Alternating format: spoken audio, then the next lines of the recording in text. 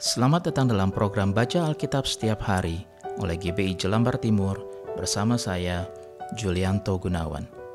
Lukas pasal 18. Perumpamaan tentang hakim yang tak benar. Yesus mengatakan suatu perumpamaan kepada mereka untuk menegaskan bahwa mereka harus selalu berdoa dengan tidak jemu-jemu. Katanya, dalam sebuah kota ada seorang hakim yang tidak takut akan Allah dan tidak menghormati siapapun. Dan di kota itu ada seorang janda yang selalu datang kepada hakim itu dan berkata, "Belalah hakku terhadap lawanku." Beberapa waktu lamanya hakim itu menolak. Tetapi kemudian ia berkata dalam hatinya, "Walaupun aku tidak takut akan Allah dan tidak menghormati seorang pun, namun karena janda ini menyusahkan aku, baiklah aku membenarkan dia, supaya jangan terus saja ia datang dan akhirnya menyerang aku." Kata Tuhan, camkanlah apa yang dikatakan hakim yang lalim itu. Tidakkah Allah akan membenarkan orang-orang pilihannya yang siang malam berseru kepadanya? Dan adakah ia mengulur-ngulur waktu sebelum menolong mereka? Aku berkata kepadamu, ia akan segera membenarkan mereka. Akan tetapi, jika Anak Manusia itu datang, adakah ia mendapati iman di bumi? Perumpamaan tentang orang Farisi dengan pemungut cukai. Dan kepada beberapa orang yang menganggap dirinya benar dan memandang rendah semua orang lain, Yesus mengatakan perumpamaan ini. Ada dua orang pergi ke bait Allah untuk berdoa, yang seorang adalah Farisi dan yang lain pemungut cukai. Orang Farisi itu berdiri dan berdoa dalam hatinya begini, "Ya Allah, aku mengucap syukur kepadamu, karena aku tidak sama seperti semua orang lain, bukan perampok, bukan orang lalim, bukan pezina, dan bukan juga seperti pemungut cukai ini. Aku berpuasa 2 kali seminggu. Aku memberikan 1/10 dari segala penghasilanku."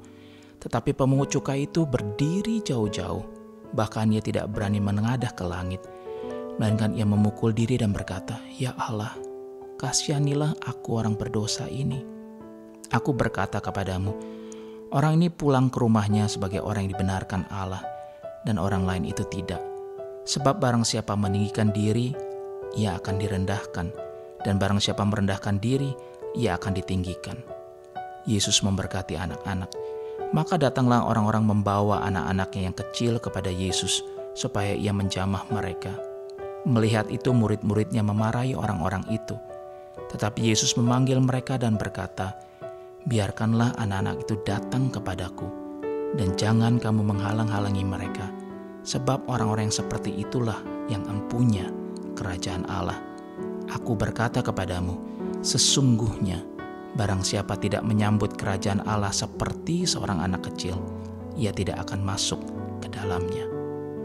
Orang kaya sukar masuk kerajaan Allah.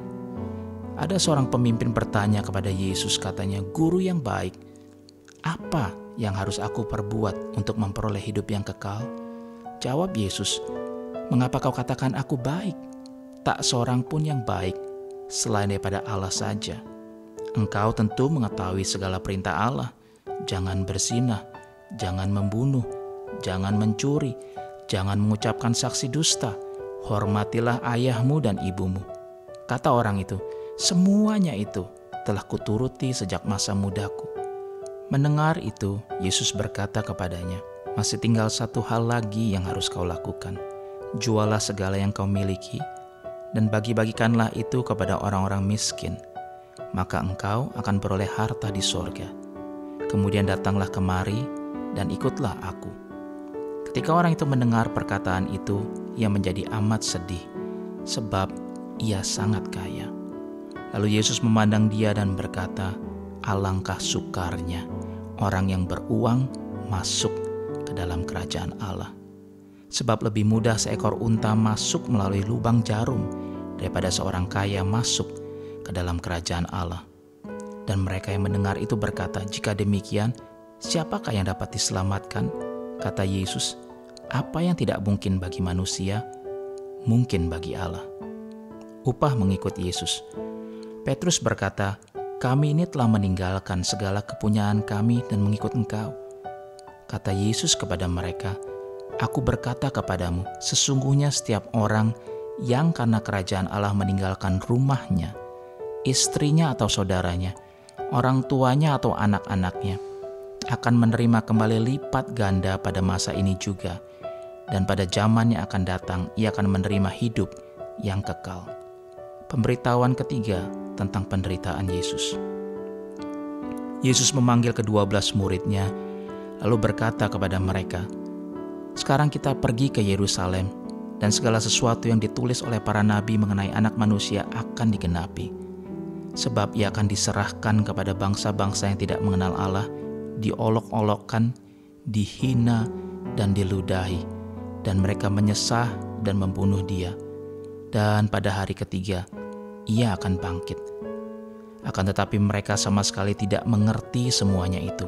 Arti perkataan itu tersembunyi bagi mereka, dan mereka tidak tahu apa yang dimaksudkan.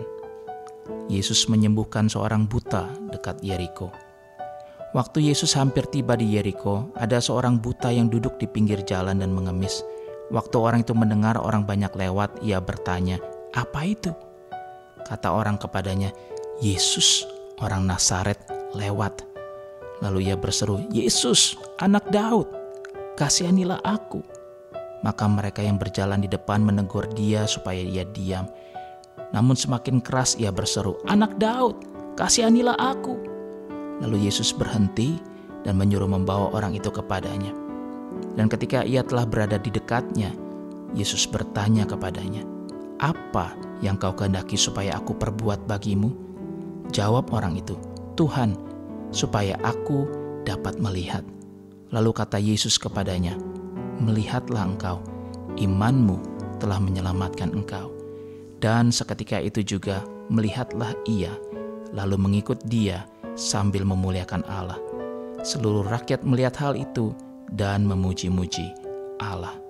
Doa kami biar mata kami dicelikkan dan bisa melihat engkau, fokus terus kepada engkau, mengikuti engkau seumur hidup kami. Di dalam nama Tuhan Yesus kami berdoa, kami bersyukur. Amin.